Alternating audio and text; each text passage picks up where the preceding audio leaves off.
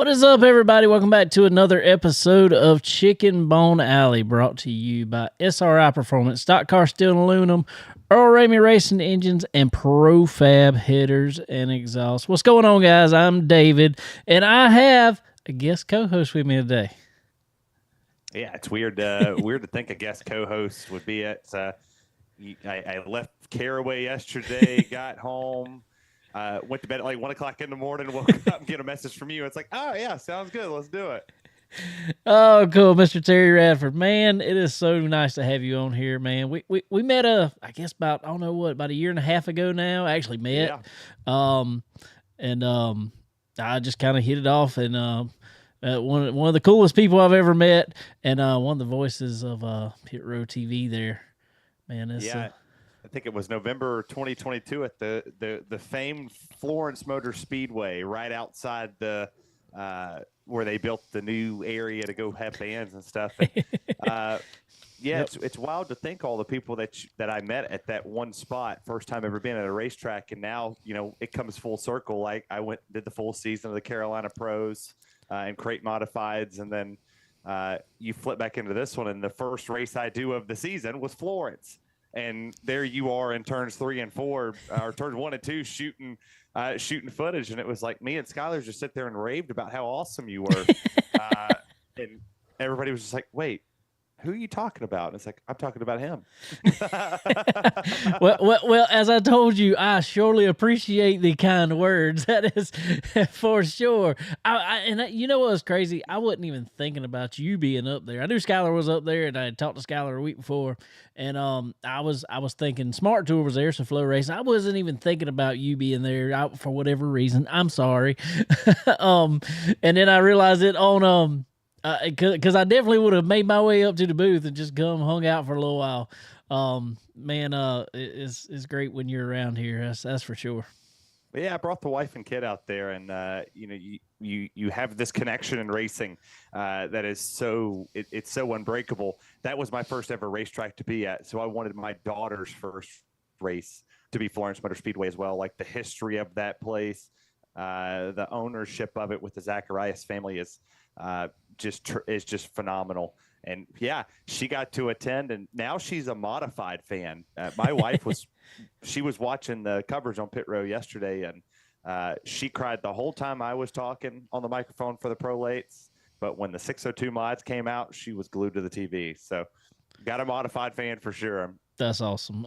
You talk about that. That's really funny because my youngest son, when he was just, I don't remember if he was, I think he was like just standing up good. I don't even know if he was walking good yet. I remember the Daytona 500 came on, and I was sitting at the house, and I turned it on, and he never sits still. All of a sudden, he stood up on the side of his little playpen thing and just was glued to the TV. Did not move. And excuse me. And he's 8 now. Still loves racing. Yeah. So that's awesome. Get him young. Yeah, she's 4 months, about to be 5 here soon, and it was also cool. I met Skylar while I was there too. And, yeah. Got to see him again on the South Carolina 400 weekend, and went and shot the bull with him, drank some beer, and to call a race with him. Like he came up there in the booth and called the remainder of the races with me, and that was fun. Like you meet somebody, and you know how talented they are, and you can just feel the talent the moment they start talking to you. And I get to call more races with them this season. We get to work Dylan together, I believe, twice this year. So that's going to be really fun to have that connection. And he got to know the Crate Modified guys. And we had a barn burner finish at Florence 2 weeks ago. Sure did. Where Baldwin, and Slate Myers. And I think I said it on the broadcast, the battle of the bloodlines. You take the Myers family and the Baldwin family and put their championships together. And that's an unbeatable resume. I mean, just in itself. I mean, just the Myers and the Baldwin family alone, separate, is unbeatable. But together, that just it made a great story to end that show. It sure did. It really did. I stood there and watched that whole race, and it was really funny because I had not slept that entire week, and I almost left and was like, I got to go home, and I was like, nope, there's one more race. Let's stick around, and that was it was a long day. It was a long day, that's for sure, with the rains out there and getting started a little late and all that good stuff. But I'm like, 2 for 2, by the way, of rain at the track. So I don't know if I'm necessarily the bad luck. But yeah, 0 for 2 for Terry showing up to your racetrack of either getting rained out or delaying your race day. Well, I will say, and it has been synonymous. Florence Motor Speedway, I think it might have been last season or season before, almost every time we went to the track, it either was a big chance of rain or it did rain.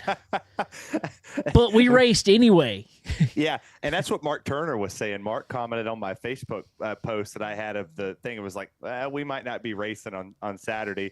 And Mark commented, Layla commented, Jacqueline commented. It was like, Steve is going to find a way to race. It doesn't matter if he's dragging tires all day long. That's right. They will race at Florence Motor Speedway on Saturday night. And we sure did. And it was great racing from the moment we dropped the green flag to the moment we dropped the checkered flag of the night.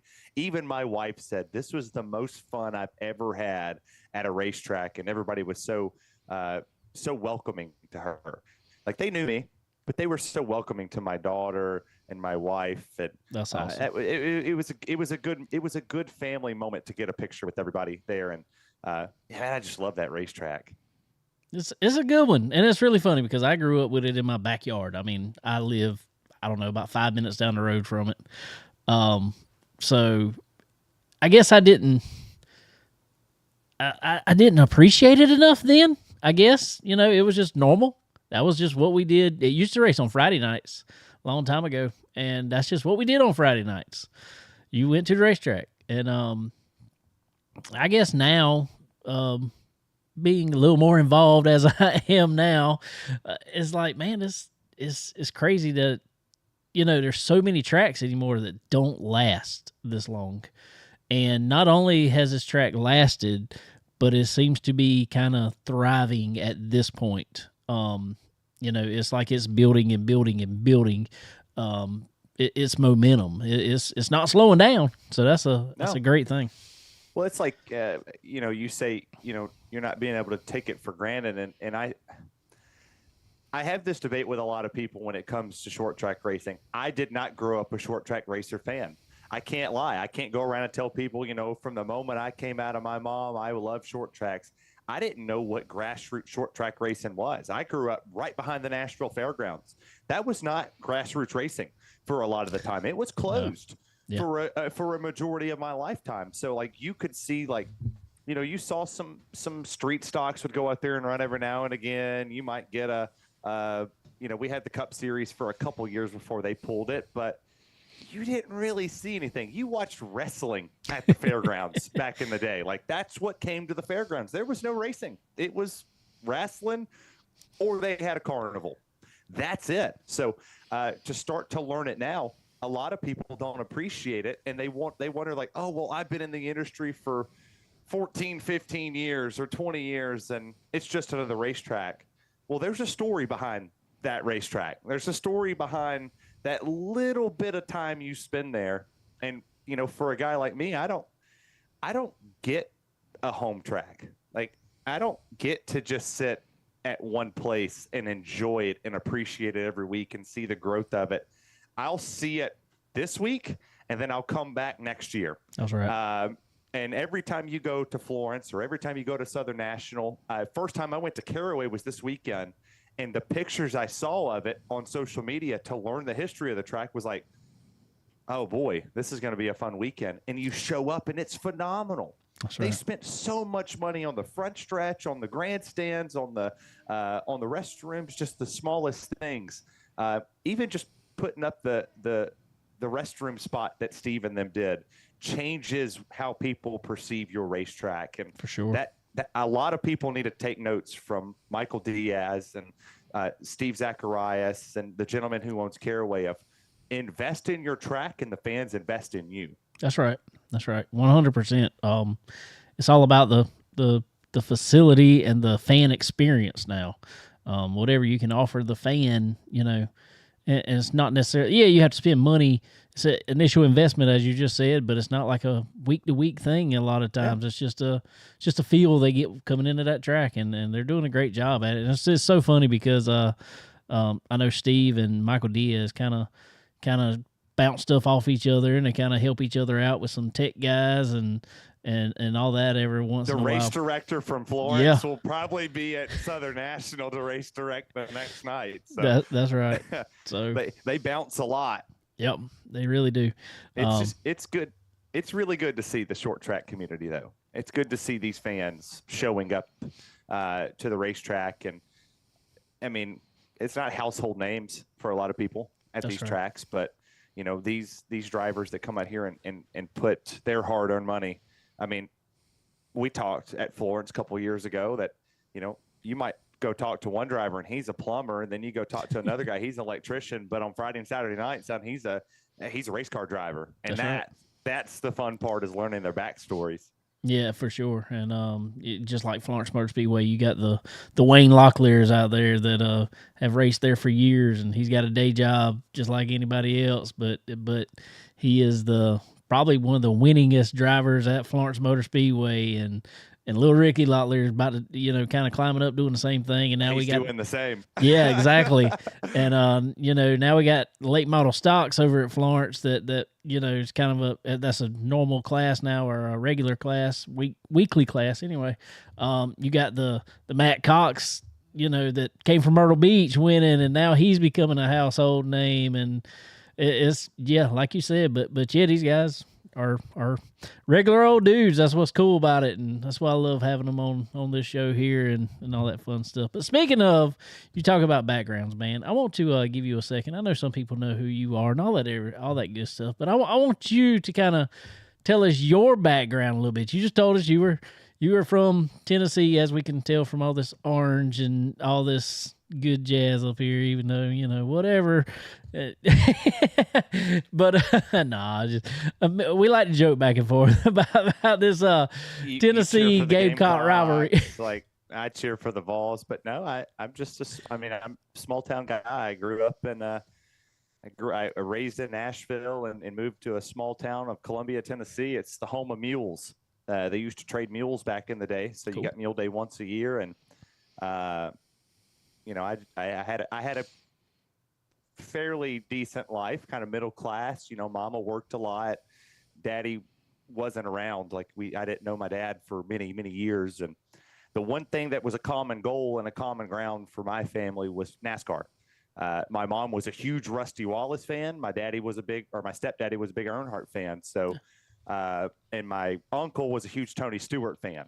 Well, they all argued a little bit, didn't they? Yeah, I had a Mark Martin fan in the family too.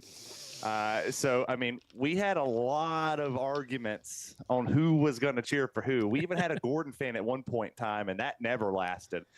But, every Sunday we always had the race on. The race would be on. Mama would cook us breakfast, and that was what we would do. And, my mom even said, we're Sterling Marlin's from, and we grew up watching NASCAR. That was the one thing that me, my mama, my stepdaddy did. My sisters and them hate it. They hate NASCAR. They hate what I do for a living.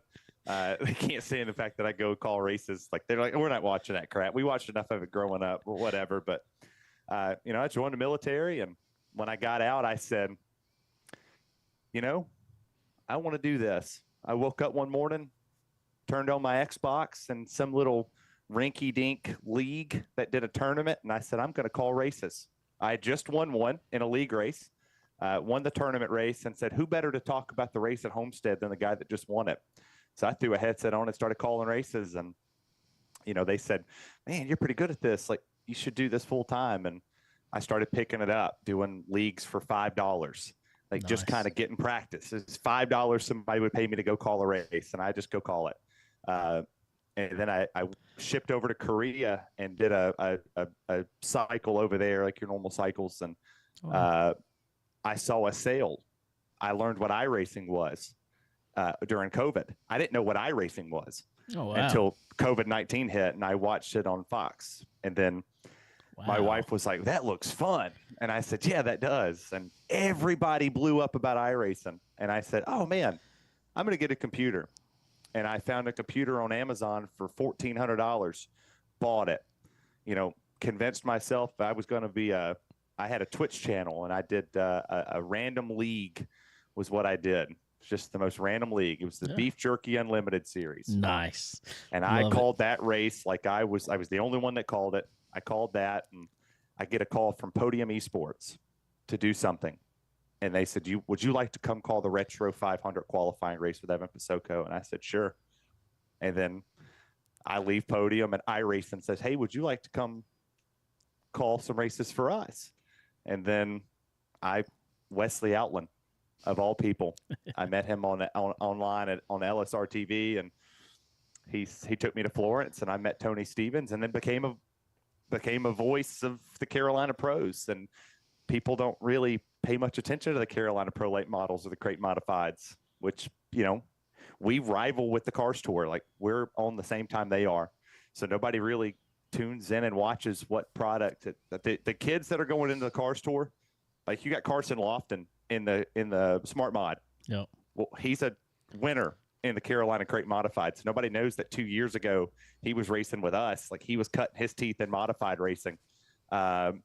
Drivers that are winning over there, like George Phillips and Tristan McKee. Oh yeah, those drivers raced in the Carolina Pro Late Model series. So I'm getting to call the future generation of Pro Late Model and Crate Modified racers, and having a good time doing it. This has been a dream of mine for many years.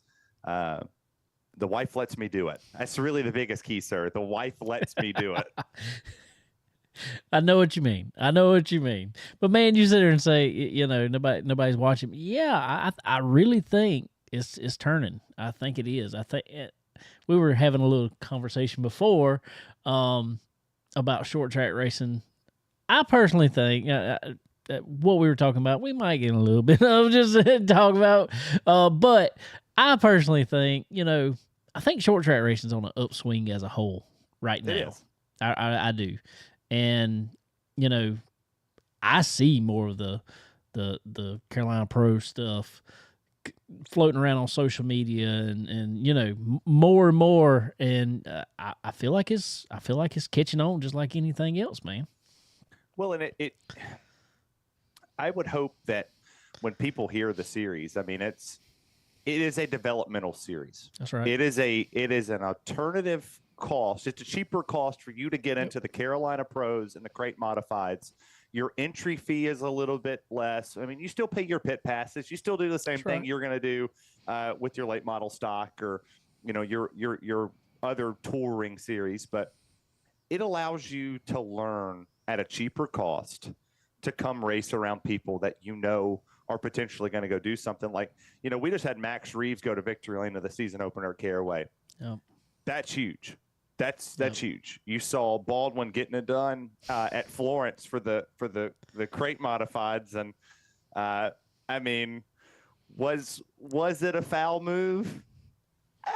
That's up for debate. It was a winning move regardless. He was blocked enough.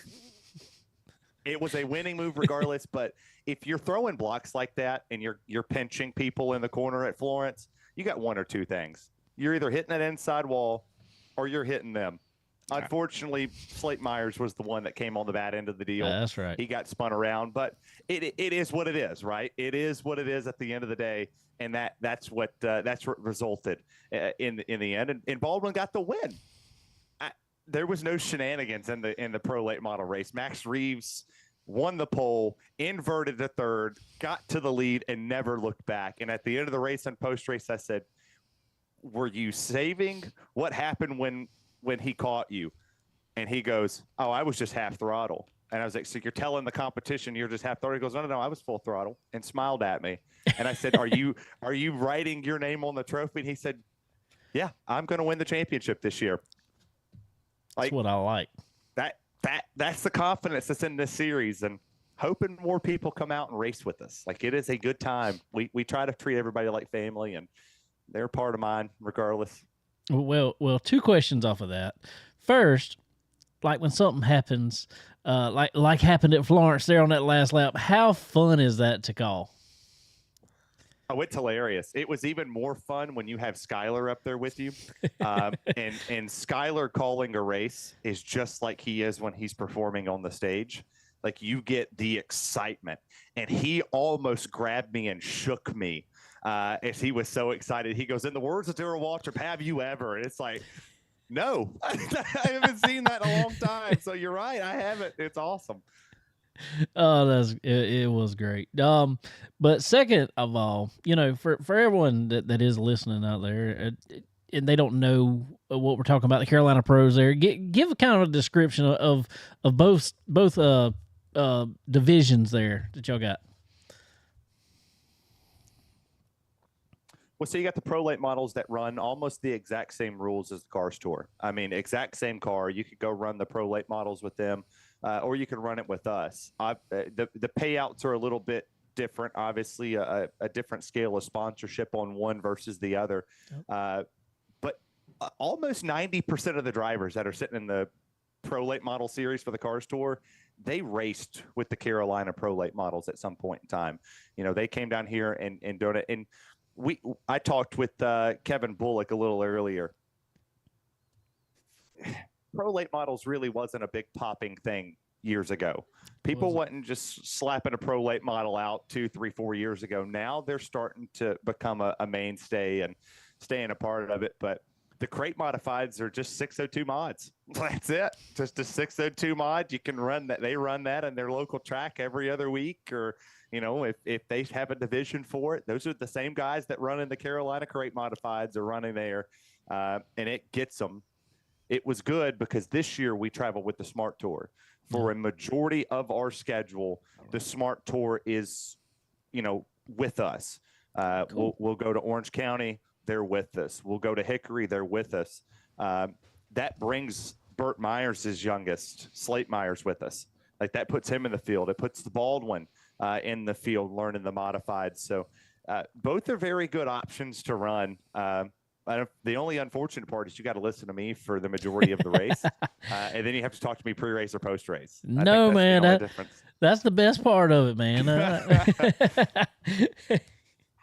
Oh, cool. I want to throw something up here real quick. My screen's messing up, everybody. So y'all on Facebook Live here are going to see a little bit of everything. You talk about our buddy Skylar Whitfield. Let me see if I can get it to throw up here. There we go. Oh, let's get it up. Want to give a shout out to our buddy Skylar Whitfield. Y'all check him out, SkylarWhitfieldLive.com. Want to give y'all kind of a where Skylar this week. On the 15th, he is at Molly Darcy's Irish Pub there in North Myrtle Beach. On the 16th, he is at Dulles in Myrtle Beach and playing at the Knot Windy Hill in North Myrtle Beach. On the 17th, Skylar will be at McFadden Sports Pub in Conway, and he's also playing Old Irish Pub there in North Myrtle Beach. So y'all go check out our buddy Skylar Whitfield. He's all over the place for sure. He's talented too. I mean, he can go anywhere he wants. When he's at the South Carolina 400 playing the pit party, kinda. I guess that's what they're calling it, the block party over there. I mean, when you got Josh Berry's whole crew, when all of the racers come over there just to listen, he played Rocky Top, so he will always be my favorite because he did a really good rendition of Rocky Top for us. And I even see that our buddy from New River is in here. Anthony Goodyear is in the comment section. So good to see him. I'm sad he's not on the schedule this year. Yeah, very much, because I say I love that little track. I have not been there to race. I want to go there to race. But that is a cool looking track. I love it. Looks like a lot of fun. I'm gonna have to get up there myself for sure. Yeah, it is actually we are on the 30th. We go with the Smart Tour. August 30th. August 30th. Yeah, we chill out with them, and he's a hoot. To see him, he came down and hung out with us for a little bit and me and him, I kind of picked his brain just a tad bit about short track racing as a whole. That is one of the finest facilities you walk into is New River. And him and his wife are just the nicest people. Like, you sit there and you just have a conversation with them, and it doesn't matter if you give him 10 seconds of your attention or you give him 20 minutes of your attention, he'll have a good conversation with you.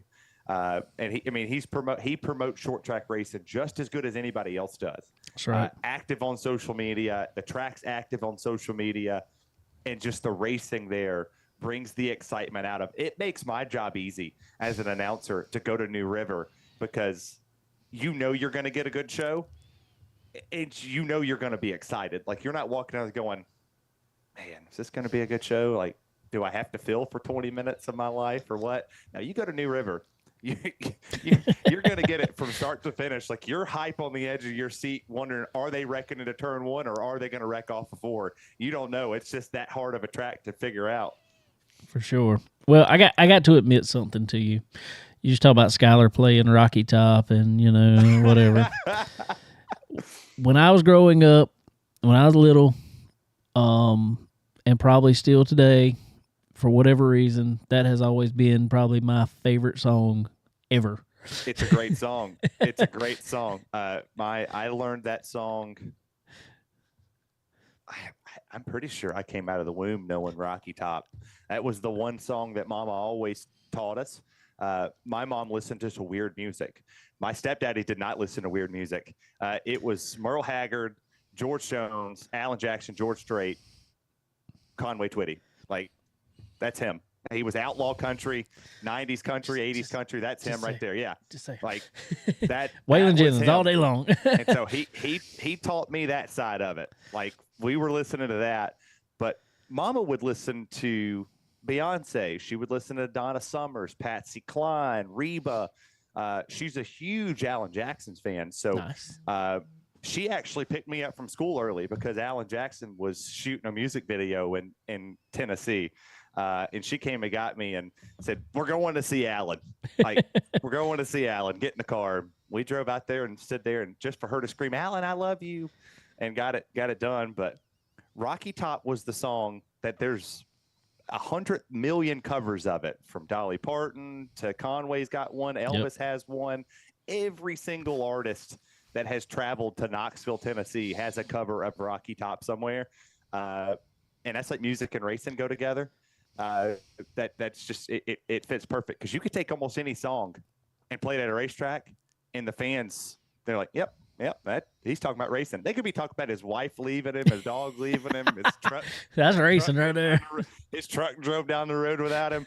Well, son, that's a song about a race car driver. They just automatically assume. There's two songs. I don't know what it is. I still love them both, but it's Rocky Top and Take Me Home, Country Roads. I don't know what. Great song. I love them both. I don't. That's good traveling songs. It is. You get some John Denver on. You're just settling in your car. I drive forever to get to these racetracks, so I have to have fire playlist after fire playlist, because I've got 16 of them, and every one of them are 4 hours plus from me, except for Dillon and Florence. They're 2.5, 2 hours and 45. Everything else is 4, 5, 6, 7, 8, 9 hours Jeez. for me to drive to get to the track. Well, check it out on Spotify. So if you see me at your racetrack, I drove forever. Yeah. Well, check it out on Spotify if you want to. You talk about some obscure music. Check out on Spotify. I made a Chicken Bone Alley playlist. It has got so much music on it, and it is so obscure. It's great. I go from anything from death metal to Christian music to country music to classic rock to rap to all of it, and that's me. It's the mood I am when I get in the car. And I make fun of the drivers half the time. If I show up just for one race, I let those drivers know, why are you whining about where you at on the card? Because you're going to do 62 laps or 100 laps. I've got 400 miles to drive on my car, 800 there and back. So normally I do more driving than I see at the racetrack. All right, I've got a suggestion. And I wanted this to happen even at Florence and everywhere else. I don't know what it is. I think Bristol is the one track that does it right. And I guess this is DJing me because I'm also a DJ on the sides. When I'm not racing, I think we need driver introductions, especially for y'all's divisions. We need driver introductions, and they all need their own music. Well, and I don't mean this in a bad way to a lot of things, but I listened to. I went to Dave Moody's class. That's actually kind of like the one thing after Southern National I took into that one. And he had a point about when it came to the lengthiness of the day at a short track, right? I agree. We put so much. Yeah. We put so much racing on one card. Why can't that divvy up?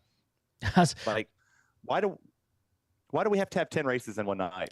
I did say that the other week when we were at Florence Motor Speedway. I was like, man, this is a lot of races here tonight. It's a stat card. Like, you don't need that much. You lose.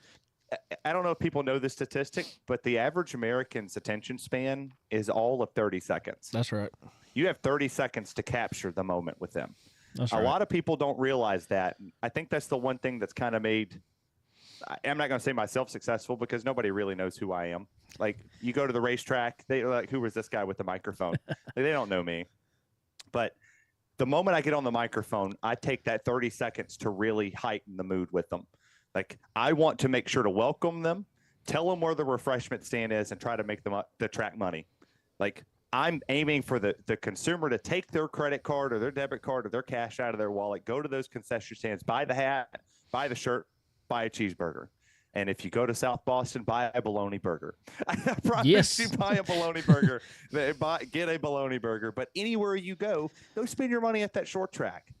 But if we just condense the races down, right? If we just condensed them and get away from the politics of it, where Flow has to have this broadcast, Pit Road TV has to have this broadcast, this place has to have this broadcast. Why can't we just be one? Like, that ruins relationships when we're divided. It's like, well, we got to put them on first. You know, they're the main ticket. You know, the Smart Tour did Caraway yesterday. They have to be first because they're on Flow, and then we'll do the rest of them. Hell, 90% of the fans leave after the Smart Tour because they only came out to watch Bobby and Ryan and Burt Myers. They didn't come out here to watch the support divisions. They still spent their money, though. They still bought that $25 ticket. The track still made money, but shorten her down a little bit and do what you said. Have some fun with the crowd. Get them in the show. New River All-American does it. I've said that for years, and I've tried to convey that to our track promoters here, everywhere. I'm not dogging any of them, but I remember when I was little, this was the coolest thing ever. When I was, I don't know, 3, 4, 5 years old, over at Florence Motor Speedway, we had Power Wheels races over there every week. I would go for that. And that's what I'm saying. I mean, it wasn't nothing but, the parents got out there, you got 10 kids in Power Wheels, and they went straight to the other end of the straightaway. And everybody got a T-shirt, whatever. That made their day. Yes. And not only that, but I mean, you get kids out there wanting to go, then you get parents, you get grandparents, you get aunts and uncles, you get everybody to track. I've always said, in between races, I know we got Victory Lane and all that stuff, but in between races, we got just a couple minutes regardless. We're always going to have a couple minutes.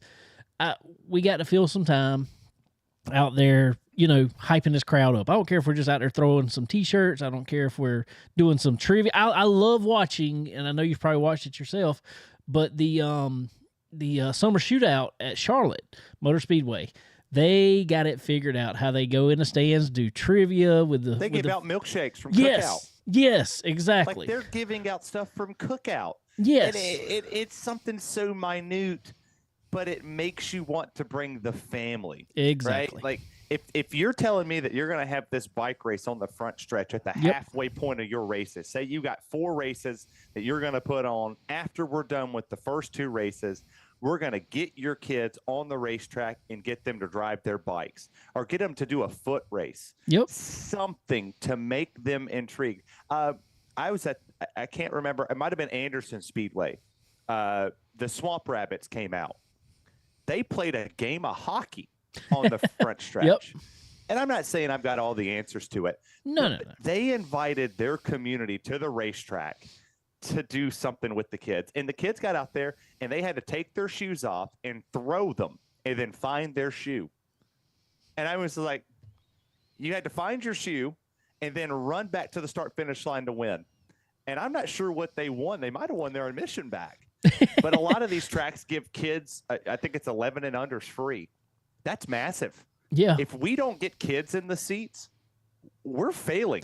Well, we're failing as a community. We are, but I'm gonna tell you something, and I'm not, I'm not trying to down anybody, any promoter, anything like that. But I'll tell you something really funny. Go to a dirt track. For whatever reason, they got it figured out. They do candy drops. They do all kind of stuff. There's and I don't understand what it is. I don't care if you're just there on a regular Saturday night. Somebody's got at least a little table set. One of the drivers in the late models typically has got their table set up. They're selling T-shirts up top. They got kids shirts there. They may give out a shirt, something. Just I don't know what the difference is between our asphalt guys and the dirt guys, but the dirt guys got it figured out. There's a big difference between it, and I'll use George Phillips actually. I brought a young man. My former boss, I worked at Take 5. I was a store manager there. I brought him to a Carolina pro race at Hickory. Mark Johnson and George Phillips were the nicest two people that this young man had ever met. Mark Johnson was not even racing in the series I was calling. Mark Johnson was racing in the late model stock car race, the last 100 laps of the night, and he had the Takis car. He gave that kid candy, Takis, shirts, hats, signed an autograph, took a picture with him, and then also had his sponsors up in the tower. Let that kid get in the pace car, drive around this field. And granted, I have a little bit more access than most, and some of the upper people probably do as well. But that kid had the greatest time ever at the racetrack. But George Phillips made sure to get a picture with him in Victory Lane, also made sure to give him an autograph, made sure that he got to his hauler, got to sit in his race car. That's what makes the Carolina Pro Late Model Series drivers so good. You could take all your kids up to the racetrack, and they could come meet every single one of those drivers and know you're meeting the future of our sport. Exactly. You can know right then and there that you're shaking the hand or taking a picture with somebody that's potentially going to be a champion in the pro late model division or in the late model stock division. Like that type of commitment with those drivers. And even Dale Ogburn, he's the former champion in the crate modifieds. If you come to the racetrack with him, K-Bar soap will probably give you enough soap to wash your body for a full calendar year. I pegged somebody with a bar of soap last year at the racetrack, unintentionally, but I pegged him in the face with it. But he thought it was great. And the fans love it. And they get the kids there, and they love it so much. And even Anthony Goodyear said, you get the kids there, the water balloons over the fence at the bomber class. That's fun.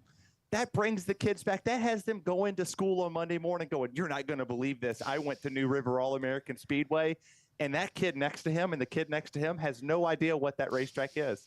And they're going, well, I'm going to go home and tell my parents I want to go watch racing on Friday, Saturday night. And then there's 2, 3, 4 more, 5 more people at the racetrack that just falls in love with racing.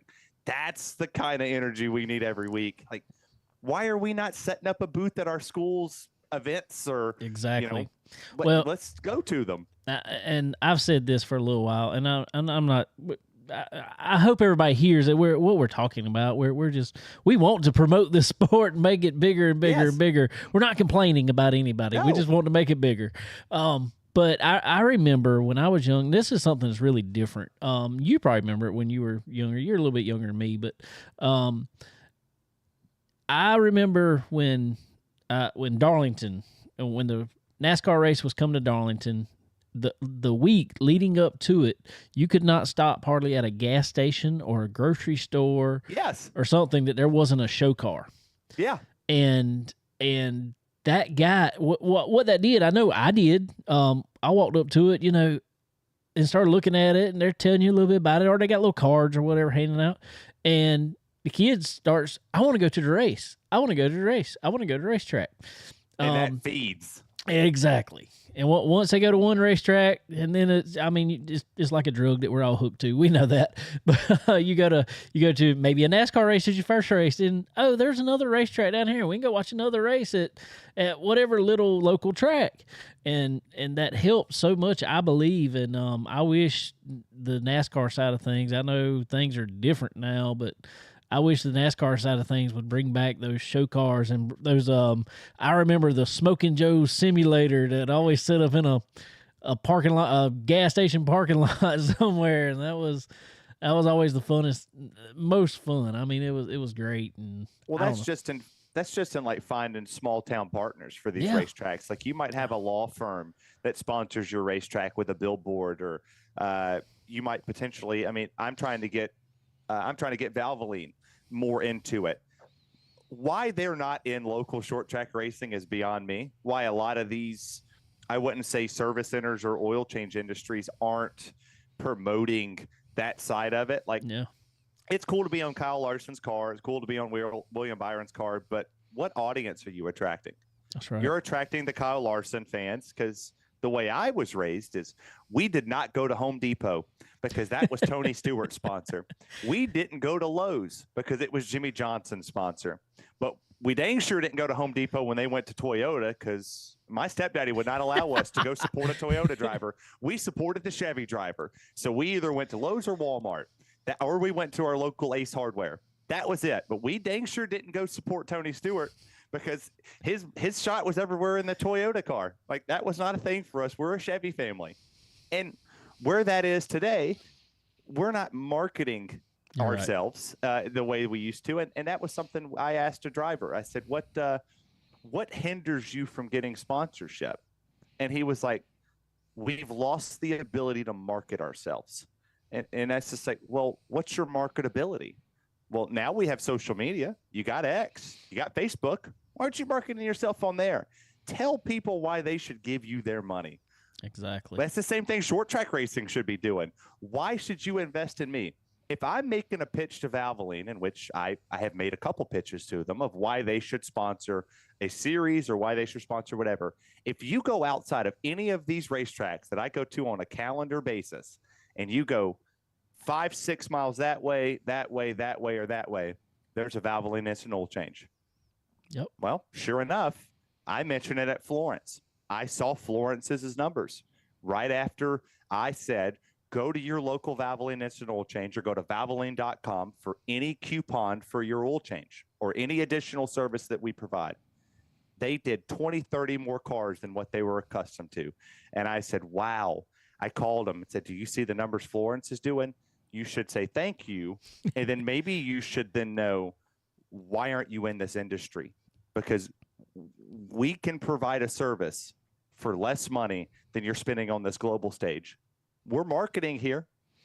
We get 5,000-6,000 fans every month that comes to the track. Exactly. They're going to go spend their money with you too. That's exactly right. Well, speaking of Valvoline, I guess we could say even them. We got to get in some sponsor plugs here. Our good friends over at SRI Performance, they got all your Valvoline products, racing products, right in store over there. So head over to SRI Performance. They're your one-stop shop for all things racing, ladies and gentlemen. Head over. You can go online. Get all that cart filled up with everything you want, all them products, Valvoline included, and put in promo code CBONE10. That's C as in chicken, BONE 10. Get yourself 10% off at time of checkout there. Same deal over at Stock Car Steel and Aluminum. They're you got to make these cars look good, and you got to make them function good. That's for sure. So head over to Stock Car Steel and Aluminum, guys. They are they got everything you need, all your materials that you need to rebuild these cars, make them look good. If you're building a car from the ground up, they got all the materials you need to build. They got frame parts that you can, or material that you can use for the frames. But building roll cages, you guys that do that, they got your Pro Moly tubing, as they call it. So head over to Stock Car Steel and Aluminum and get on board with them. Also, our good friends over at Profab Headers and Exhaust. I know some of them Carolina Crate Modifies for sure. I saw quite a few of them out there with the or Carolina, crate modifieds. I said that right, didn't Yeah, I? you did. I enjoy Pro Fabrications. I do too. They sound great on there. I heard a car coming out of there the other night. I was like, man, that car sounds good. And I look and it's got Profab stickers all over it. I was like, sweet. So They're normally in Victory Lane. that's exactly right, because they are quality that wins. That is their slogan. So head over to Profab Exhaust, and they got the best for everything. I don't care what kind of application you're trying to put it in. They got everything from the crate stuff to modified stuff, as you hear, to late models, dirt, asphalt, street stock, and they can also, if you absolutely need it, they can do custom work also. So head over to Profab Headers and Exhaust, and they'll get you hooked up. Also, and they sound great on our Earl Ramey racing engines. I saw quite a few of them over in the some of them 602 Earl Ramey racing engines out there. He's got one of the best crate programs there is around. So go talk with our good friend Earl Ramey Racing Engines. Get hooked up with him, but not only crate engines, any type application. All your V8 stuff from asphalt to dirt, from the little 602s all the way up to the biggest super late model motor you can find. So go talk with our good buddy Earl. He'll hook you up. All right, so we've got all the fun stuff out the way, I guess. I want you to, if you will, kind of give us a rundown from your weekend, man, up there at Caraway. Long. It was very long. Well, I mean, obviously, I talked about, we have different television providers that are out there nowadays. We only had one show this weekend with the season opener for the Pro Late models. Max Reeves got the win, and I talked about he was an absolute rocket ship. I mean, qualifying, he was 2-3 tenths faster than second, and then he goes out. Then he wins the race after the invert and dominated the field. I mean, watching the Smart Tour was fun too. Obviously, that's on Flow, but to see Carson Lofton hold off Ryan Newman, that kid's going to be tough. 15 years old. Can you believe crazy. that? That's crazy. 15 years old, and the kid went back to back in the Smart Tour. That's good, and it was good to see Mrs. Crum. She won the late model stock race. So good to see her getting a win. And then Kevin Orlando, obviously winning the 602 modifieds.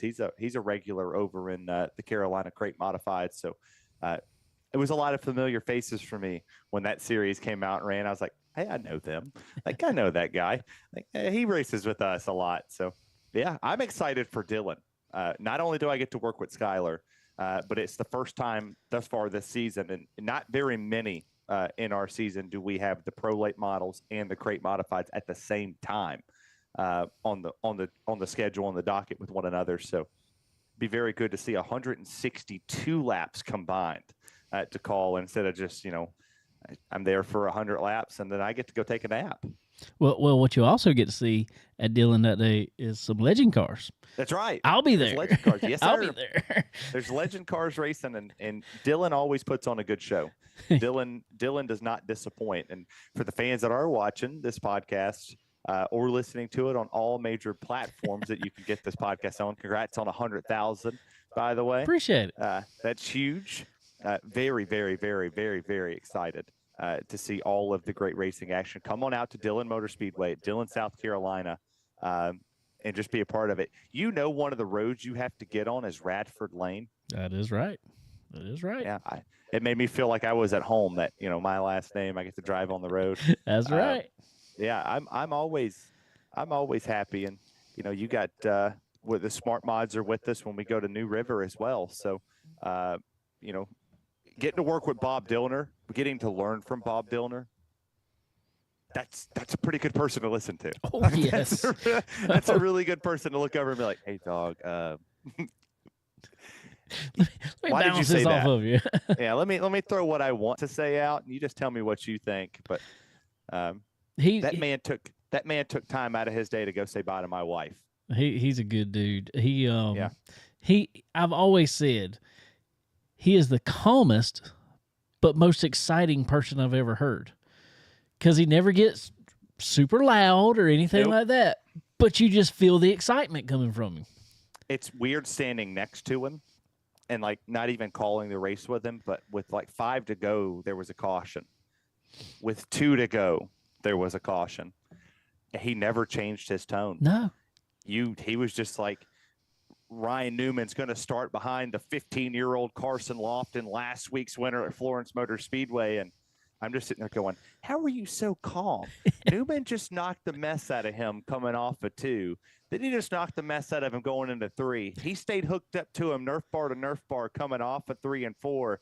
And you didn't change your pitch. You just like, off of 3 and 4, Carson Lofton, the youngster, gets it done. And it's like, I would have been hooting and hollering. They're wrecking off of 4. Nobody would have known who won if they were just listening. No. You wouldn't have known nothing. You just been like, what is this guy saying? He sounds like a muffled idiot up there. But no, he's a good person to listen to, and it's always good to get that type of connection with somebody. Like he puts his number in my phone and said, text me when the crate modifieds come out. I want to cheer for McLerner. Like awesome. Like that's huge. And then, he's about to walk out of the door and he remembered he didn't say bye to my wife and 4-month-old daughter. And he walks over there, shakes my daughter's hand. Like, she's not going to remember that, but I'll remember that. For sure. My wife remembered that. She got in the car and said, dude, he has been in this industry for 25 plus years. And he took that little bit of time to come over and say, you should be very proud of your husband because he's good at what he does. And to get that vote of confidence from a guy like him, I grew up, I told him the story. I remember watching him on Speed Channel, and I would walk out there to my mom and stepdad, and I'd have like a fake microphone, and I would give them the report that Bob Dillner had just given and try to match him. And he goes, I don't know if I should be honored or feel old that you told me this story. But, I mean, he teaches at App State, and I'm just like, man, I would love to just sit in your class for a month just to pick your brain. He's just all around good dude. I mean, the Dillner family, good people. That's what I was fixing to say. For short track racing. Yeah, I was fixing to say his brother Matthew too. He's a good dude. I miss hearing him on the Dale Jr. Download. I mean, he's doing great what he's doing now and successful. He's doing good for the Smart Tour. I tell you yes, he really His content is phenomenal. He really is. But man, I like hearing him what he's got. He's such a cool guy. And got I follow him on all social media just so I can, because his perspective sometimes is completely different. And that's what I liked about him when he was on the Dale Jr. Download, because them guys be talking about something and his perspective on it was just different. It was I don't know. It was like, it got you thinking about stuff. So it was like, I don't know. He's really cool guy. And every time I've been around those guys, they have been super nice and just most down to earth people ever. And but man, he for sure, you guys up in that booth have something special. You guys are good at it anyway, and you are one. For sure, Bob is definitely one. Because you guys can make us feel a race. We can watch this race all we want. But y'all make us feel a race. And I can't do it. No lie, I can't do it. I've tried a little bit on iRacing. I was down a guy that was going to call our races, and I tried it, and I get stuck just watching the race, and I'm like, oh yeah, I'm supposed to talk. I don't know how y'all do it. It's hard to separate the fandom a lot, and it took me. I called my first race at a racetrack on March 4th of 2023 at Hickory Motor Speedway. And when I walked in to that, it's one of the most famous short tracks of all time. I mean, I would put that there very close to the top of the list. And to walk in and see the names of champions at that place, and then to walk in the broadcast booth and you're staring at it, I got lost in the moment as a fan. And I was just in awe. And Tony Stevens looked at me and said, you're either going to bomb it or you're going to kill it. It's your decision now what you're going to do.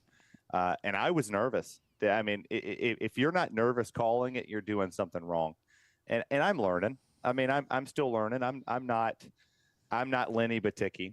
I'm not Tim Terry. Oh, I'm Lenny. not Bob Dillner. I'm not Mike Joy.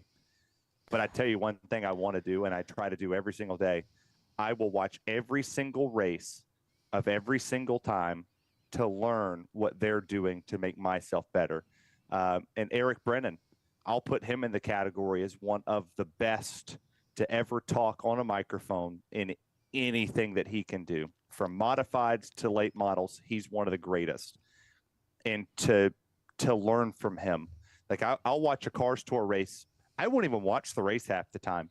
I'll have it as background noise just to listen to what Eric Brennan's saying, the insight he gives, the calmness in his voice.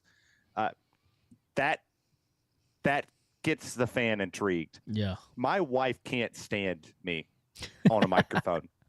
She tells me I give her anxiety. She doesn't know where I'm going. 1 second, I'll just be sitting here talking and be like, here they come down the front straightaway, green flags in the air. And then something happens and I get excited. And she goes, I just jump and like I have to pay attention. She's like, not many people do that. Like, not too many people make you like, you could be over there in a full-blown conversation in the grandstands and you finally can hear me for the first time and you're like, oh, did I miss something? What happened? And you're back on the race. And she's like, you make me panic. You make me nervous. I don't know where you're going. I don't know if you're happy, if you're sad. Like, what's going on with you today? See, I like it. I watched back. I texted you the other day, and I watched back the broadcast from Florence actually, and I was listening to it. And I was like, I personally, and this is just me. I know I'm not every fan out there. I probably am. I like to say this podcast is from the race fans' perspective, but when we started it, it really was that, but I probably have a very different perspective now, in all honesty. I love to hear when you and Skylar were up there just having random conversation about anything, and then all of a sudden, boom, back into racing. I was like, this is fun to listen to. Well, one of the guys in the camera, I radioed up because, I mean, the one thing that announcers lose track of is there's other people involved. Yeah. There's a lot of people involved in that broadcast. Your camera crew, your producer. You need to be engaged with those individuals. And I radio up, or at least I try to, at every race I go to, and say thank you so much for what you're doing for me today. Because without that camera guy, I'm just an idiot with a microphone. Without the producer, I'm just some dude standing in a broadcast booth talking. That's all I'm doing. They're pushing it and making us sound better than what we are because they're giving us the pictures. If I called a race just from looking out of the front glass for TV, I'm just calling a race for the fans to hear in the stands. They can't hear me 90% of the time. If you're sitting in the grandstands, you don't know what I'm saying to you. I could be sitting there talking about fried pickles for the entire race. You don't know. You have no clue unless we're under caution and I have to call something. You don't know what I'm saying.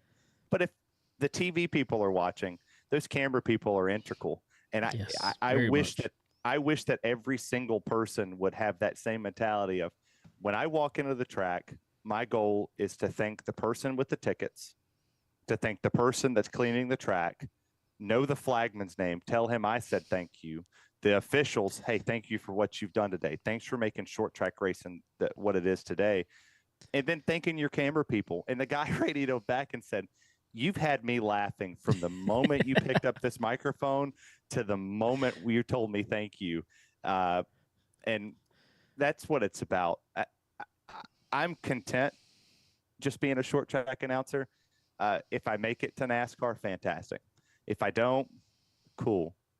Mark Turner calls me the smoothest voice in motorsports, but I can tell you that's far from the truth. The smoothest voice in motorsports is 1,000,000%, and it will be forever, in my opinion, Eric Brennan.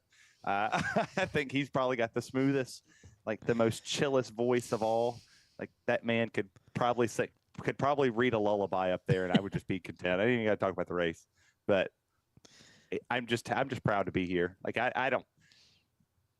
it's an honor and a privilege to meet these track promoters and to meet these officials and to, walk into Florence, which is my home track. It's the closest to me, 2.5 hours, started there, just doing social media on their website. And just getting to know their officials. And I hate that y'all are South Carolina Gamecock fans, but it is what it is. Our ladies basketball is wonderful. I'm just saying. Yeah, y'all beat us. Y'all beat us in basketball, even in the men's side. Or we beat y'all on the men's side, but y'all beat us on the women's side. 32-0 for the women. That's good. That's good. Impressive feat. Did get in a little fight against LSU, but little scuffle. a little scuffle. Nothing too crazy. Somebody went to jail. I mean, that's short. That's just like short track racing. Somebody's going to jail.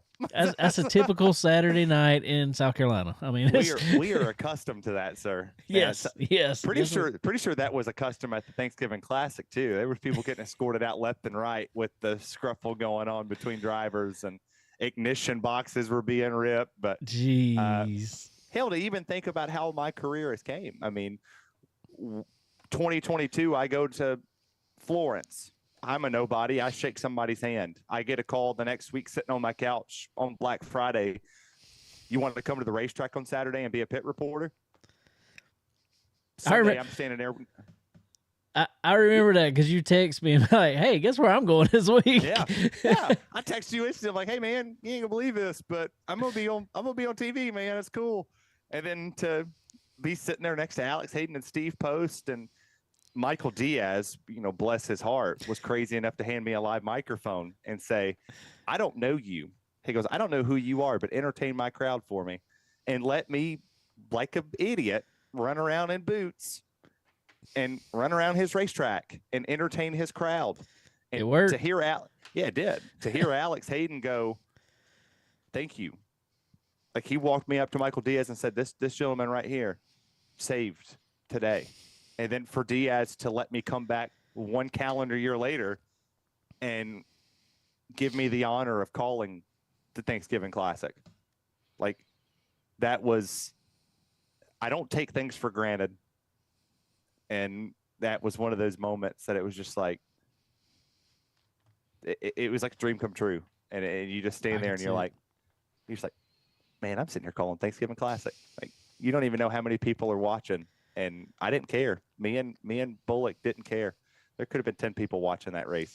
It was a barn burner. There was a lot of social media clips about the final couple laps, but it was just a dream. I mean, I'm living a dream that most kids would just go, man, I want to be where he's at. Awesome. Well, speaking of Southern National, did you get to watch the Cars Tour race from there this week? I watched some of it. Yeah, I watched some of it. That was no surprise who won it. No. Other than that, what was your thoughts on the race? I think what they're doing on the outside lane's working. You think so? With the traction compound, they tried that at the Classic. Mm-hmm. To see some drivers try to get up there and use it. It's not coming in, but the weather also wasn't helping them. That's right. Like the rain the day before, for that to be green, that PJ1's not coming in unless it's hot. That's right. It has to be hot outside. I thought it was fun to see some of the mid-pack battles. The fact that you had drivers like Katie Hedinger, she was working her way through the field, got up to, I believe, 14th, where she ultimately finished. And Connor Hall kind of stayed in that top 4, top 5, top 3 all race long. That was interesting to watch. But I mean, Quapple, like that kid, that kid's on fire. He's gonna be something one of these days. I promise. He most definitely is. Speaking of, you were talking about Katie Hedinger there. She actually got up a little bit farther than that. She got up to about, I think it was about 8th place or so. And she was in the top 10. And Butterbean spun out or got spun or whatever happened there. I think him and who was it? Lane Riggs, maybe? I don't know. Yeah, it might have been Riggs. Yeah, I think it might have been Riggs. I think they kind of come together and just, I think, fighting for the bottom. But anyway, Butterbean spun out, and Katie did a great job of not hitting him, actually. But it knocked her back. And to your point about the PJ1 and just trying something, I've said for many years, and actually the first race I ever watched at Southern National, I went there. I want to say it was a Cars Tour race, but it was years and years ago. Before we'll say the Cars Tour really heyday as it is now, I guess we'll say. But I love going to that track as a fan. Biggest reason because me and Sterling, went that Saturday to the track. We pulled in, and we were like, and we didn't know about the trackside parking at the time. And so they were like, and I looked and they had a little price list, what it cost, and it said trackside parking. I was like, oh, we can park trackside? And it was like, yeah. So we ended up doing it. Well, fortunately, we had actually taken a grill with us because we were thinking about just sitting in the parking lot and grilling a hamburger or something before we went in. And we got in the back of the truck, backed the truck up, had some chairs in the toolbox, fortunately. And we backed up, put the grill in the back of the truck, just left it sitting in the back of the truck, grilled some hamburgers right there, and watched the race at the same time. It's a good time over there. It is, and I looked down that banking, man, and I was like, man, this track's banked so much. I mean, it looks like it somewhat on TV or on on the broadcast, but when you were there, that's some deep banks. Try walking it. I did. I walked up that thing, and no, I got halfway up it, and I said, I'm good. I will not do this again, because I had to lay cable over there. Oof. And having to lay the cable, and you got to walk down the track just to kind of say, okay, does the microphone pick up here to this position? I won't do that again. That is a very banked place. It is a Bristol on a micro turf. Like it is tough to do that. And also watching a legend car getting drug out of the catch fence, you saw the banking as well, because you had one person trying to get up this way, and then they had to go to the backside to eventually pull it out. You don't know how banked it really is until you get a truck on it and it's hanging like this. Still great racing though. Always puts on a good show. For sure. And man, I've always said, you talk about the other lanes coming in it. I think the biggest, what makes that track so hard and why you have to be on the bottom is it's just tight off. It gets really tight off the turns if you don't. But what I like about it, and I've always wondered, they don't have a permanent inside wall. They had jersey barriers. Yeah. So I was like, man, maybe you could move these around a little bit and, kind of push them so there's not as much apron. You got to run up the track a little bit. I don't know, but I think that'd be fun. If Michael Diaz is watching, let's turn that thing into a road course or something. Yes. Throw everybody off. Just do a Legends road course race out there and just see if everybody can navigate them. Well, speaking of, did you see what he announced yesterday with the Legends? Yes. That is huge. Huge. Like that place is going to be they were filled with legends for the Thanksgiving Classic weekend. I think there was 50 plus of them that showed up to qualify to get in. To do $20,000 to win for a legend car race, that will be the biggest attraction of any race. I mean, the Classic's probably going to top it, but $20,000 to win a Legends race, dude, you're going to have people coming out of retirement to go run a legend car race there at Southern National. Hopefully Michael Diaz races in it.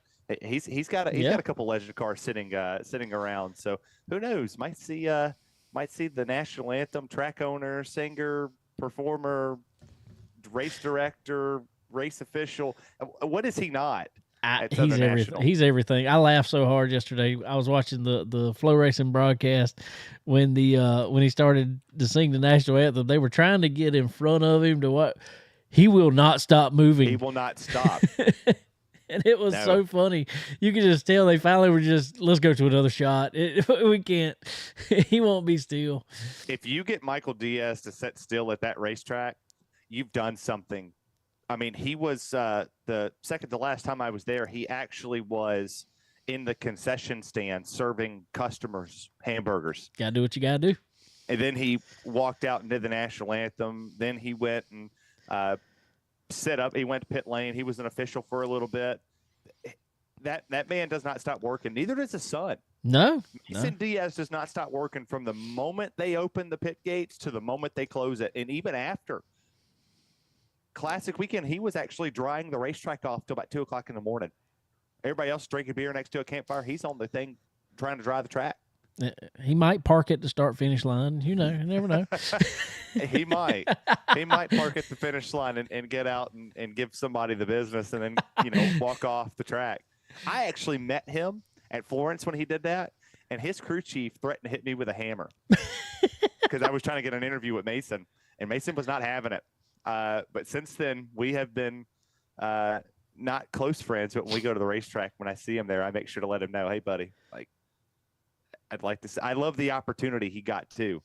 Yes. That he got the opportunity to drive the Junior Motorsports car coming up this season. A very talented. Yep. Mason Diaz is probably one of the most talented drivers that's out there.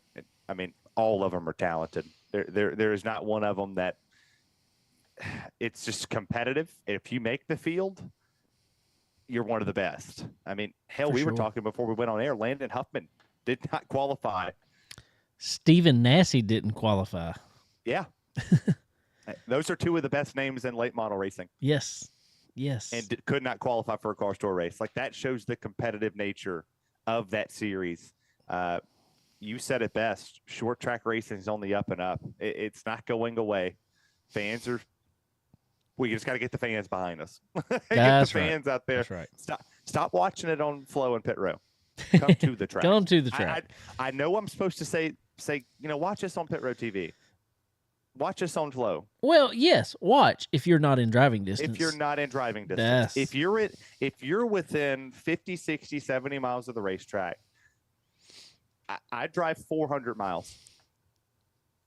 I mean, I drove 200 and something miles, or 138, 140 miles to get to Florence. Yep. And I would do that on a weekly basis.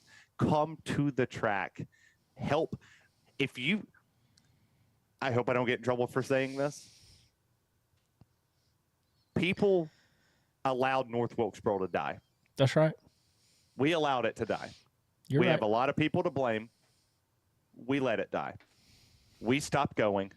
We stopped caring. We stopped promoting it. We can't let these short tracks now die. We can't let Southern National go away. We can't let Florence go away. We can't let Hickory go away. New Smyrna. Can't let all of these places go away. But we have to support these tracks. 100%. Wilkesboro's back, but we have to let it stay back. We can't go point fingers and say, well, this is your fault. This is your fault for doing it. No. This is our fault. We stopped paying the admission. We watched it on TV.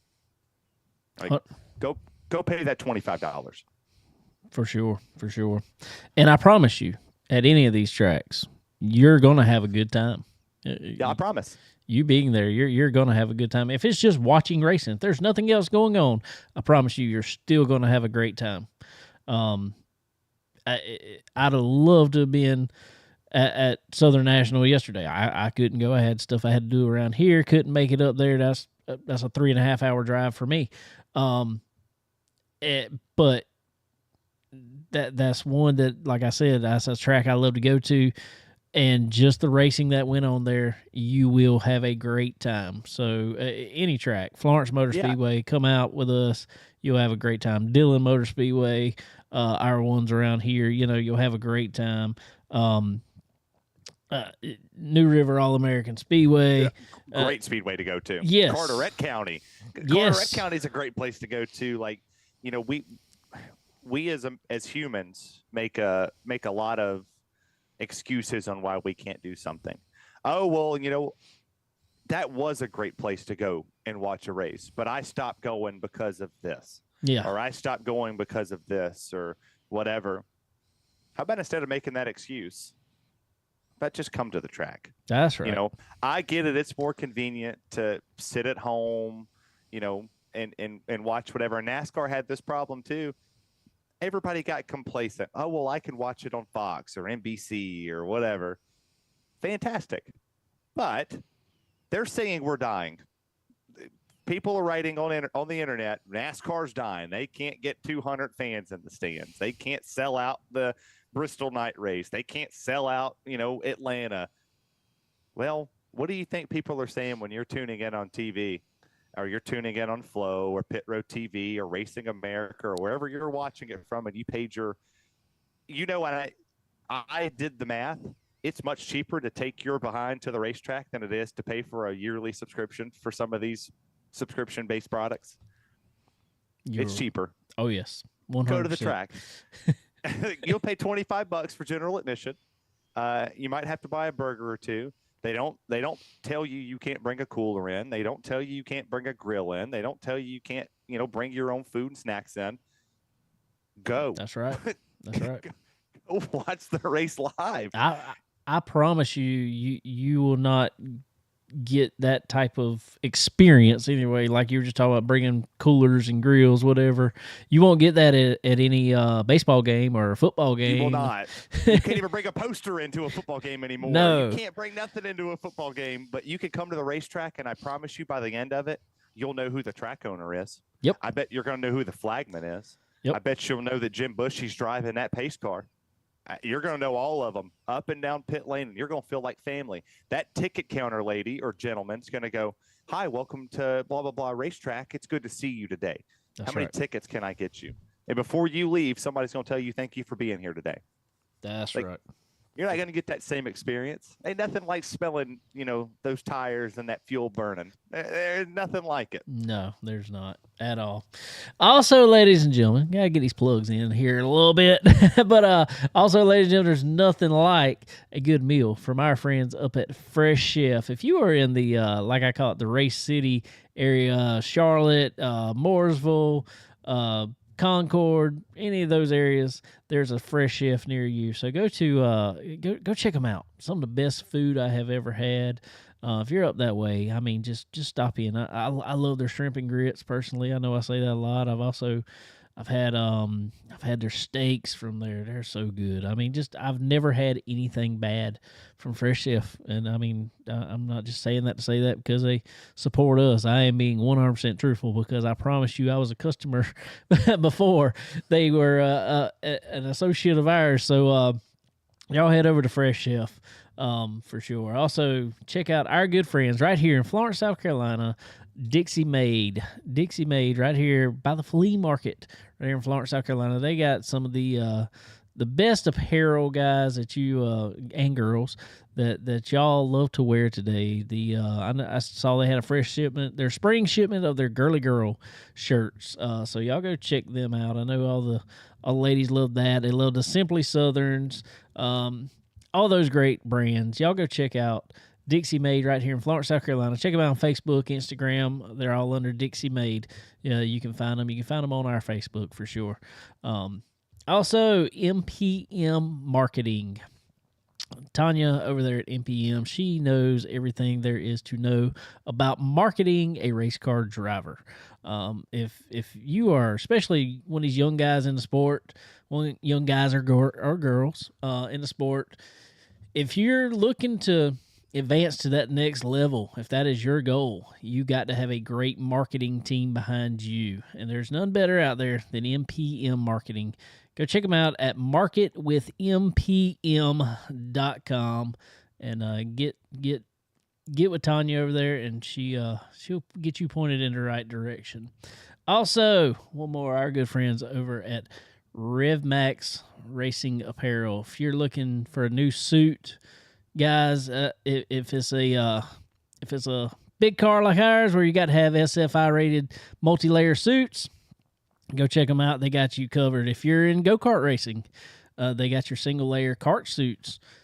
Just look awesome, second to none. I need to bring mine out here one night and just lay over the car or something so everybody can see it. Some of the best designs you'll ever see for sure. So go check out RevMax Racing Apparel. Well, man, real quick, I guess, I know we done ran long. I done held you. We had good conversation. We do have good conversation. I done held you longer than I originally said. I'm sorry. I'm free until 8:30. There you go. You go. Well, we had a little bit of racing, some NASCAR action over the weekend from Phoenix. I want to say this because I put it on Twitter. or X, whatever it is now. I can't. Whatever it's remember. called, it's X. Do Twitter, you still tweeting. tweet on X, or what No, do you post. do? You post on now. X. Yeah, you post now. It's just like Facebook. Well, I like saying tweet for some reason. It's better. It rolls off the tongue. I know. And maybe this is just me. I know it's not just me, but between us two, maybe this is just me. So I don't want to speak for you. But in my opinion, Phoenix still does not put on a good race. Why do we still have it as the championship race?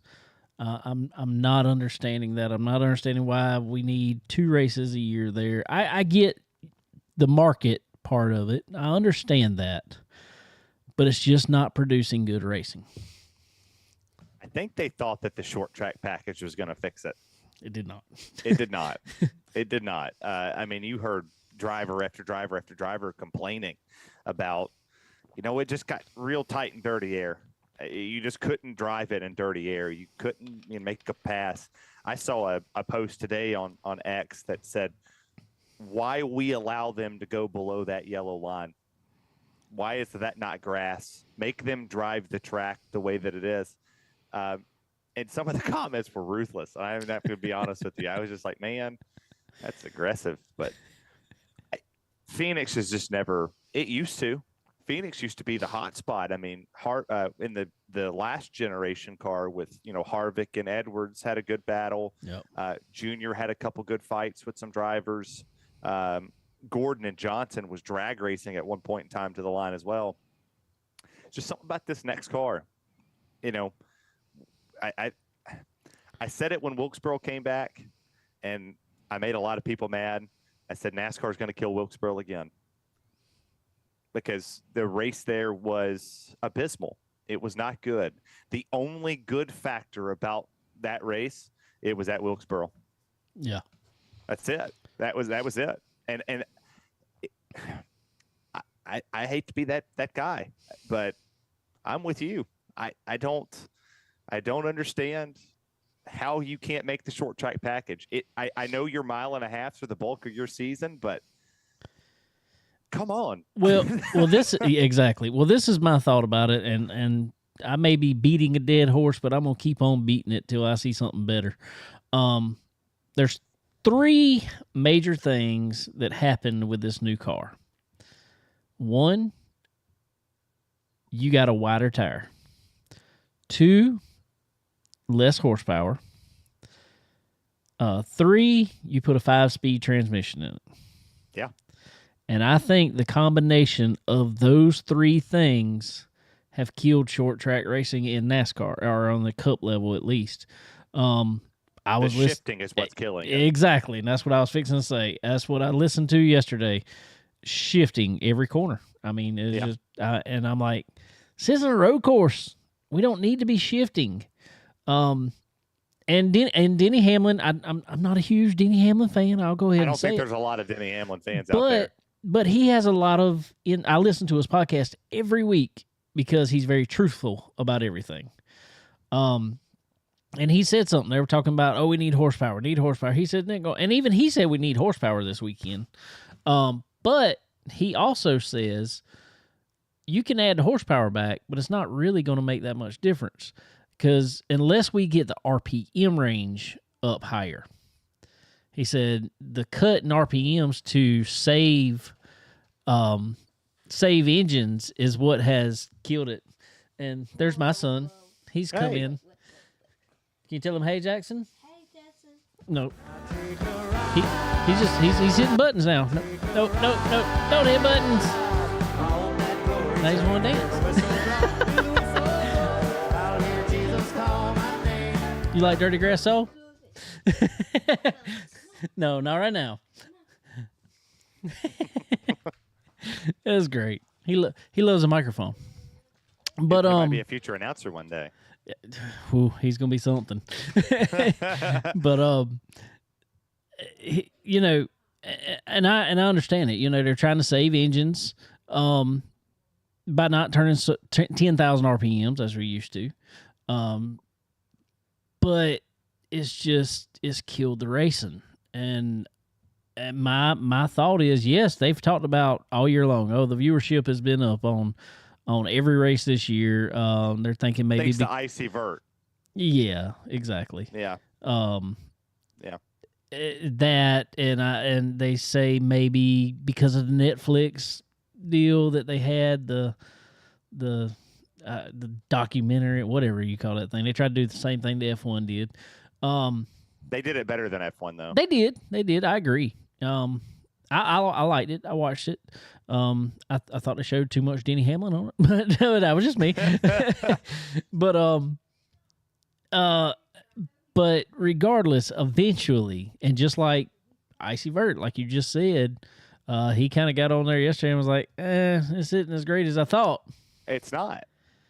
And if a new fan is saying that about your racetracks and saying that about the racing product, they should probably wake up and realize that it's not. Like, I caught a sliver of the race. Obviously, Caraway was going on right at the same time, but what was it? What was that? I don't know. You could not pass, and if you did pass, the wake of the car was changing the dynamics of the person behind you. No. If you slid up the racetrack and just cut their air off like they did at Vegas with Larson, you cut the air, stop the momentum. You broke it. It's done. There was no more of this. You could get up to the driver, get them loose, move them up the track. No, you get up behind them. You can ride behind them for 20 laps. It doesn't matter. Don't change nothing for them. You're just riding there. Yeah. That's all you're doing. The only time you could see anybody pass anybody was when they did get off sequence and pit stops, and somebody had brand new tires and somebody had 50 lap old tires. Yeah, 40, 50 laps. That's it. That's and then like they talked about the older tires when Bell and them came down pit lane. All right, there's a difference of like 10 or 15, 20 laps. Yep. Obviously, he's coming through this field. He took advantage of it. He was not trying to save something. He just drove. That's right. The moment he got clean air, bye. Done. Bye, C-Bell. Have a good one. That's right. Plus, Toyota also put a lot more stock in. Well, we got this new nose. It wasn't fast in single lap qualifying at Daytona or Vegas or Atlanta, but boy, it raced well. For sure. Son, the aerodynamics of those things, they push the air. I said yesterday, whatever Toyota driver, just better hope they can make it to the Final Four. If they make it to the Final Four, especially if multiple are there, give them 10 seconds. That's it. Yeah, give them 10 seconds. Toyota win the championship, no doubt. I mean, that was a butt whooping yesterday, and it wasn't even close. No, like Toyota was it. I mean, Reddick could have won it. Hamlin probably could have won it. Bell ended up winning it. Where was Chevy yesterday? Couldn't pass. Well, Hendrick was up there for a little while, and because of the shuffling around of the pit strategies, they got shuffled back, and they couldn't pass. Even with new tires, they couldn't pass. Yeah. It stinks, but I mean, I think the biggest thing that should have opened up a lot of people's eyes about this new car, and I love the fact that Shane Van Gisbergen won the Chicago Street Course. Granted, he knew, that's right, a little bit more about it. But if somebody's coming in here and it wasn't as hard as it was for Juan Pablo Montoya to win a race or Marcus Ambrose to win a race, Shane Van Gisbergen in his first start with 10 minutes of practice in the rain on a course that had just been developed by iRacing and put into real life, he went up there and won the race, and he did it pretty easily. No, like he made it look easy. He did. I think that should have told y'all something. Exactly. So I don't know. Good to see him win it. Yeah, I'm looking forward to Bristol next week because I love watching Bristol, but I'm not thinking it's going to be great racing. No, I'm not mad they moved it back to asphalt or to concrete. Like the dirt was fun, but no. I went the first year they had it dirt, and man, I'm gonna tell you what, I know the rain. Yeah. I was there. But I'm gonna tell you, man, I know. Oh, that's not NASCAR. Blah blah blah blah blah. Whatever. Yeah, it was. Yeah, yes, it was. Yes, it was. And that was that was fun. Even though we were sitting there on a Monday, it was fun. And I had actually been there the week before with the watching the super late models and stuff like that. I was there with Chris Ferguson. Actually, I had a camera in Chris Ferguson's car when he won the first race back on the dirt there, and man, that was fun. But them guys hated it too, because if anything had won, you were killing motors because you were so fast, just wide open constantly. Two, if anything happened, you destroyed a car. So that's why they didn't even want to come back to it. I just think, you look at the short track package, and I'm not going to say it's embarrassing, but back-to-back short track races, and Phoenix was yeah. I mean, people are going to complain about broadcast-wise. They're going to complain about Fox 24/7. They're going to complain about NBC 24/7. They're not going to be happy. They're not content. If you're whining and complaining about the broadcast, go to the track. That's right. Just go. Just go to the racetrack. Well, I'm going to compare something real quick. The new car, or the car now, whatever it is now, reminds me of a Legend car, actually. My first Legend car had a 1250 motor, 4-cylinder motor, which is still a legal motor to run in Legends. But this car has the FZ09 3-cylinder engine in it. The difference in driving those two, that 4-cylinder actually had more torque for the most part. When you come off the corner with that car, with that motor, you really had to know what you were doing on throttle. Or if not, you could spin the tires, spin it out really easy. The FZ09, if you got it hooked up, handling okay, you pretty much just mad it. And I can compare that to the new Cup car. When now those guys, I personally think, and I've said this many times, even with the 5-speed, even with the lower horsepower, you take away all that tire, take away that grip that is to the ground, and I think you'll get, I'm not saying a great race, but you will get better racing. If you get it so them guys can spin the tires off the corners again, it'll be better. I just really think, I think that. I don't know why. Well, I mean, if you make a mistake nowadays in the car, you just downshift, pick the RPMs back up, and roll. Yep. You're not going to get past. No. I mean, you get loose on the corner, you get loose off exit. If you get loose off exit in a Legend car, late model, sprint car, dirt car, late model dirt, doesn't matter. You're dropping to the back. That's right. I mean, you're not.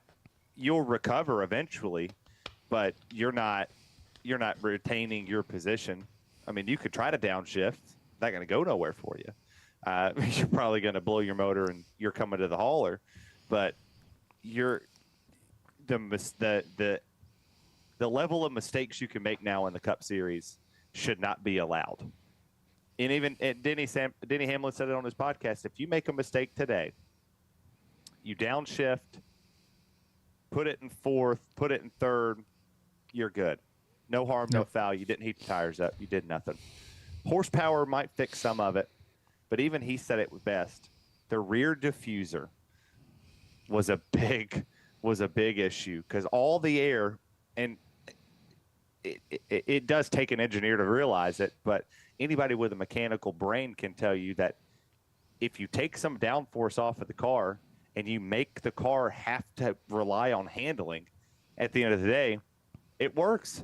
Yep. Speed is great. You're all driving the same car, but if you let these teams actually use their mechanical knowledge and their background in engineering, wow. I mean, hell, you saw somebody in Atlanta have a web glove holding it. That's insane. Holding it against something to find that little bit of an advantage. And it worked. Because it worked. He was second.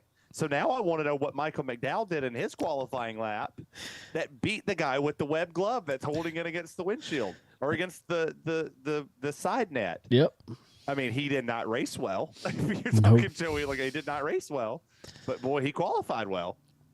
That's crazy, man. It is. It's a game of millimeters now. We used to talk about game of inches. Nah, not anymore. It's game of.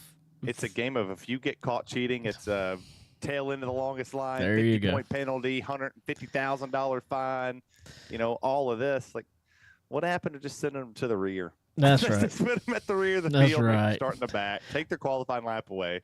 I saw something the other day, and it really made a lot of sense. And I guess I've thought about it before, but Mark Martin put on, I think it was on X.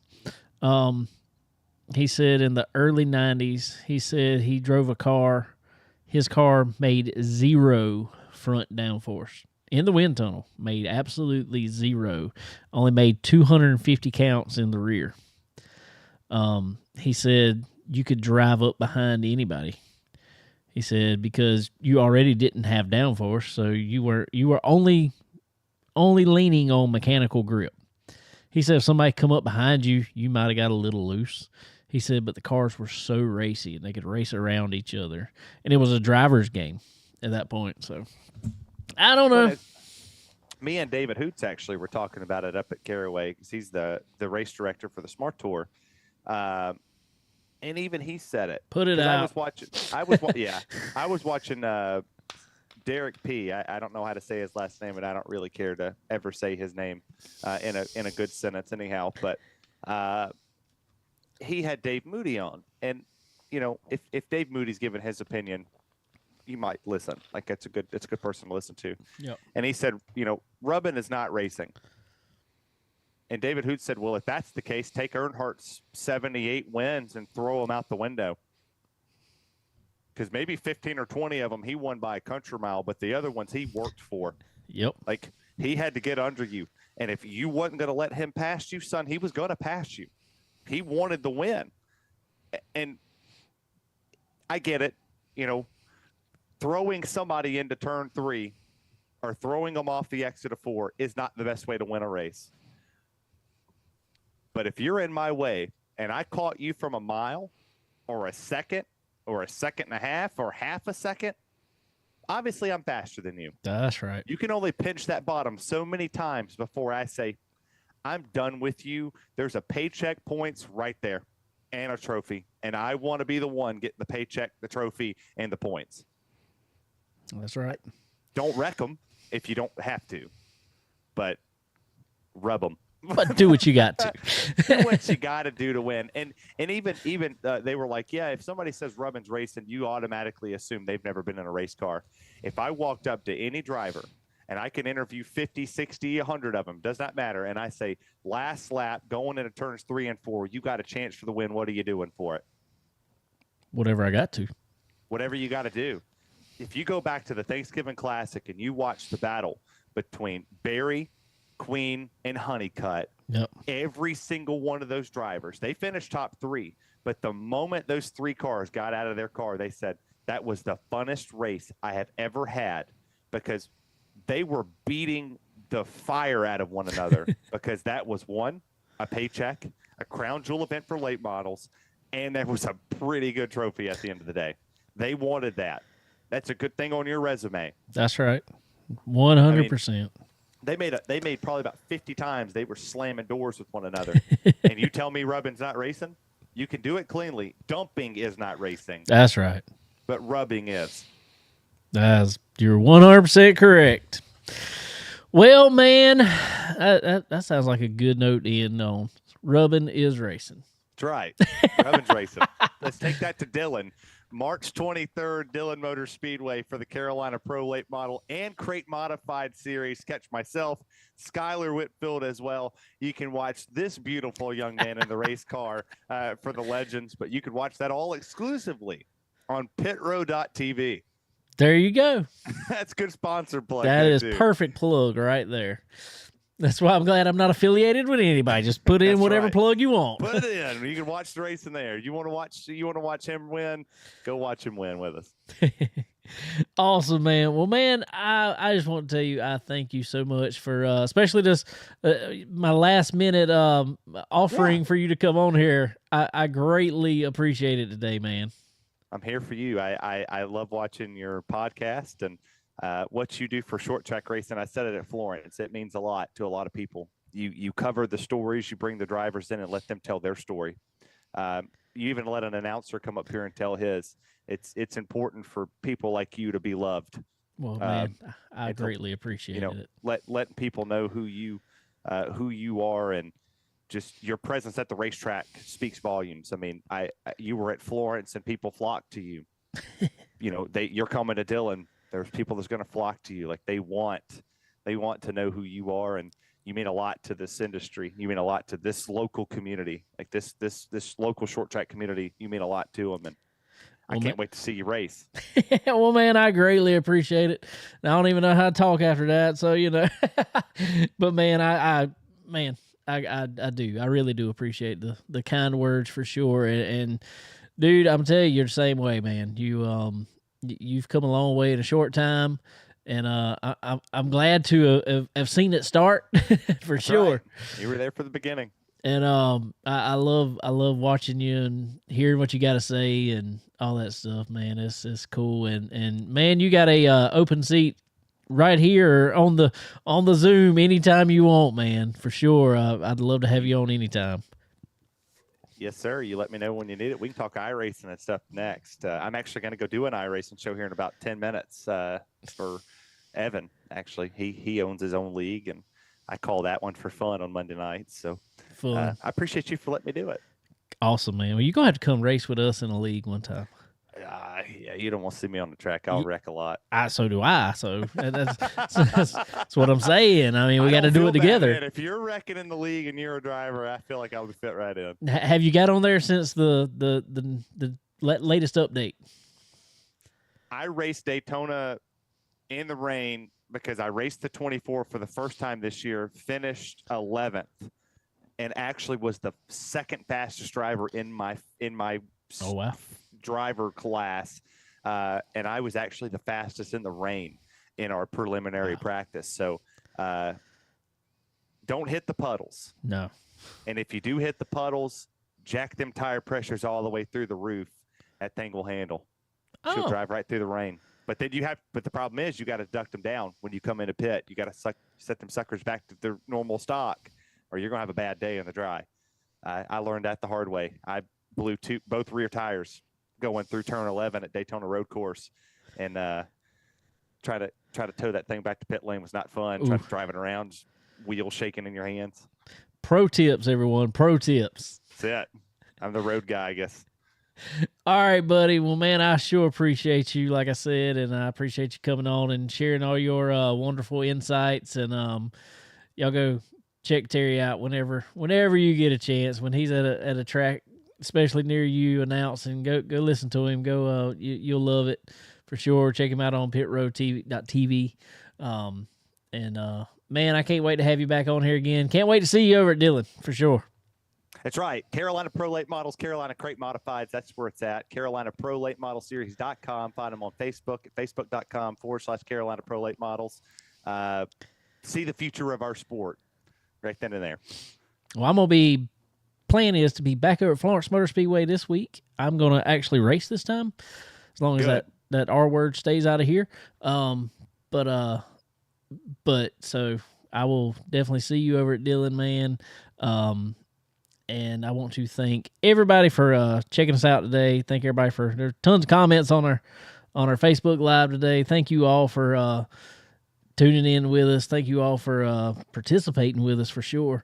But also thank all to our affiliates that we've mentioned through this show. They couldn't do it without them. Well, Terry, all right, man. I'm gonna let you go. Go call this iRacing deal, and I appreciate you again, buddy. Yes, sir. Thank you much. Can't wait to go back and watch this one. For sure. All right, everybody. Y'all have a good one. See ya.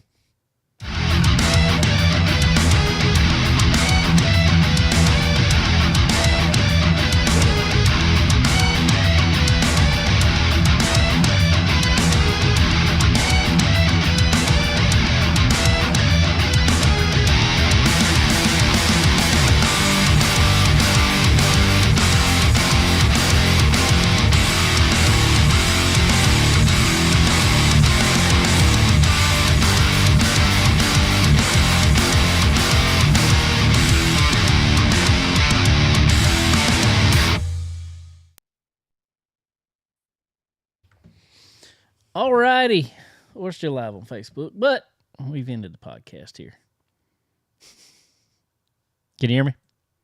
Yeah. Yes, sir.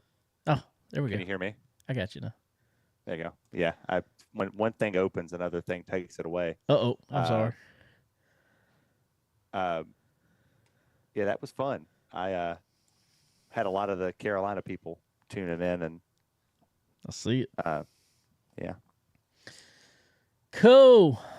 All right. Well, we're still live on the Facebook, but we're about to jump off of here. I don't know why my box wouldn't minimize today. Well, go do some work there, Terry. But, man, I sure appreciate you again, buddy. Yes, sir. Appreciate you. All right, man. Well, take it easy, and I'll be talking with you. See you, bud. See ya.